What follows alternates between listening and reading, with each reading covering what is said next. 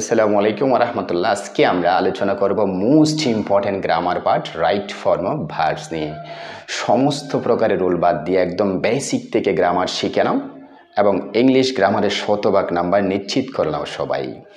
যদি তোমরা বেসিক থেকে গ্রামার ঠিক করে নিতে পারো তাহলে ইংলিশ গ্রামারে ভুল হওয়ার সম্ভাবনা থাকবেই না ইনশাআল্লাহ।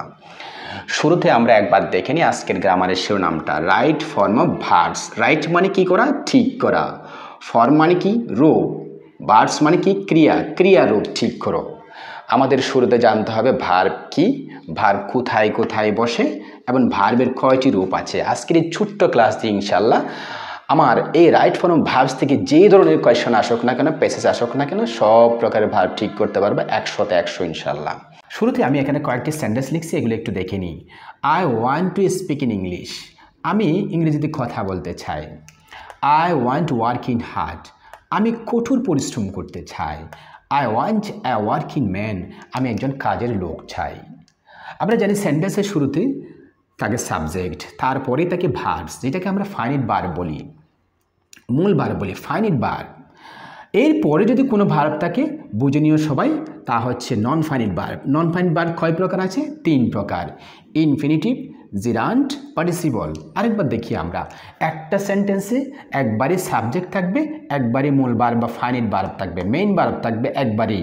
এরপরে যদি কোনো সেন্টেন্সে ভার্ব থাকে তারা হচ্ছে নন ফাইনাইট, তার মানে তারা ভার্ব নয়, তারা হয় নাউনের কাজ করবে নয় অ্যাডজেক্টিভের কাজ করবে।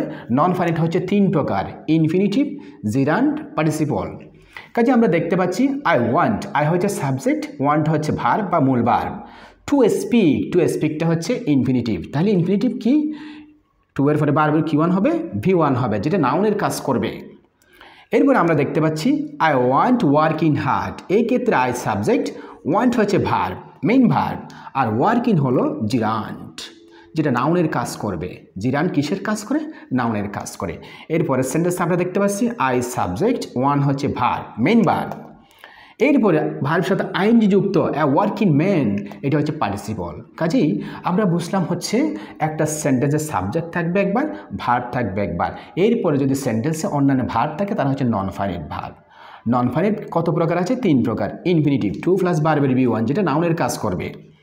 এরপরে কি আছে? জিরান। জিরান মানে ভার্বের সাথে কি যুক্ত? আইএনজি যুক্ত, যেটা নাউনের কাজ করবে।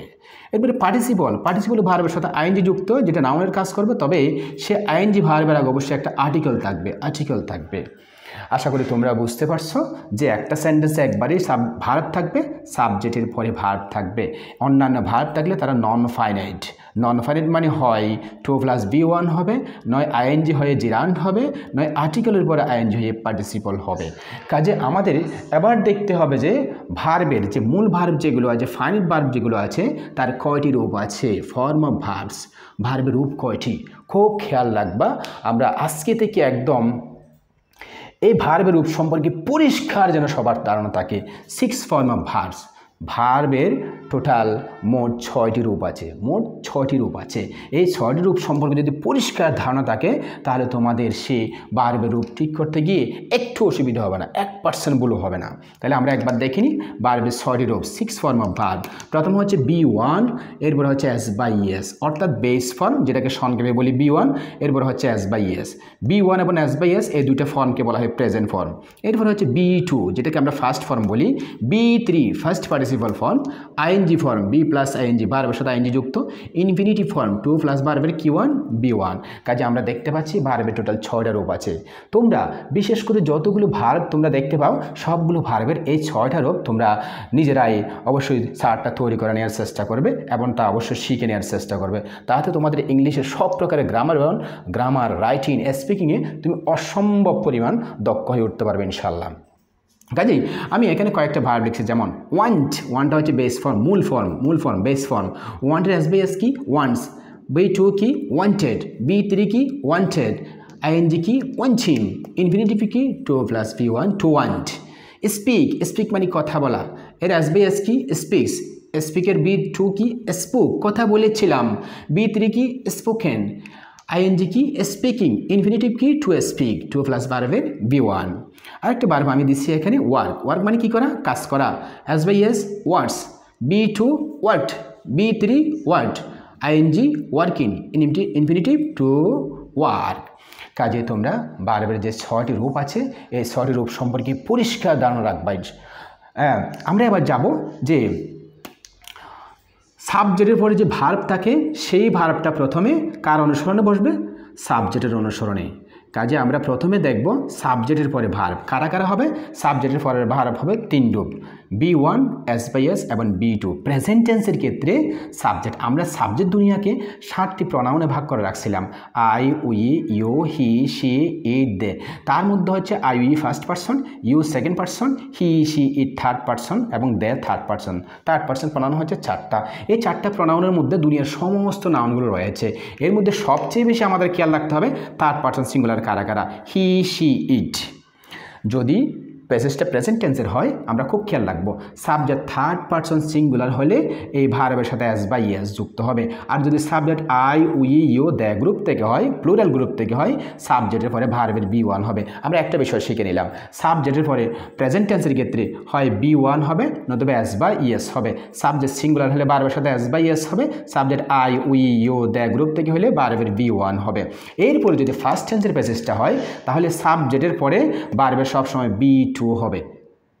সাবজেক্ট যাই হোক না কেন, I, we, you, he, she, they, third person হোক, ফার্স্ট পারসন হোক, সেকেন্ড পারসন হোক, ফার্স্ট টেন্সের প্যাসেজের ক্ষেত্রে সাবজেক্টের পরে ভার্বের B2 হবে। ওয়ান্ট, ওয়ান্টেড হবে, ওয়ান্ট, ওয়ান্টেড হবে, ওয়ার্ক, ওয়ার্কড হবে। এভাবে সাবজেক্টের পরে ভার্বের সবসময় কি2 হবে? B2 হবে। আমরা জেনে নিলাম প্রথমত ভার্বের রূপটা হবে সাবজেক্ট অনুসারে এবং সাবজেক্টের পরে ভার্বের রূপ হবে এই 3টা, B1, S by S এবং B2। আশা করি তোমরা বুঝতে পারছো। এরপরে ভার্বের রূপ হবে অক্সিলারি অনুসারে।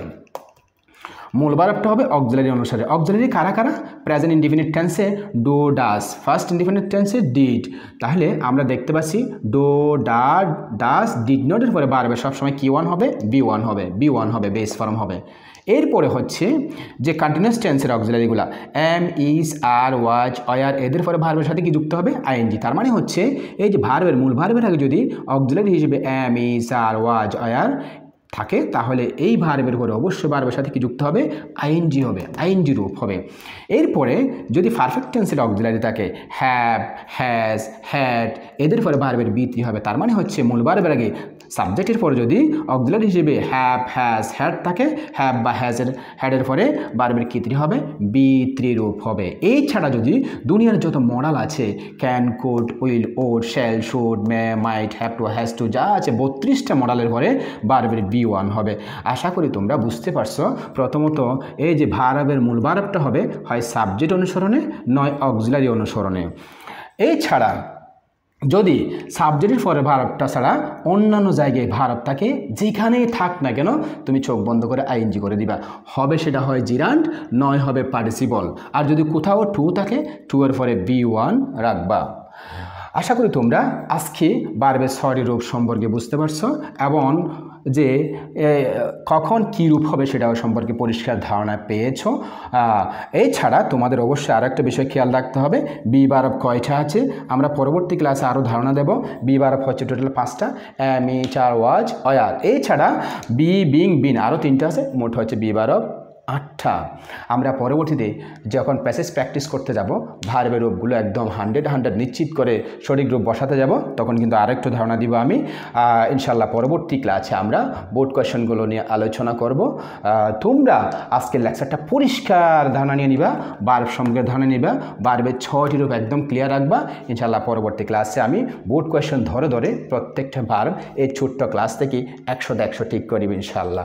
আজকে এই পর্যন্ত, খুদা হাফেজ।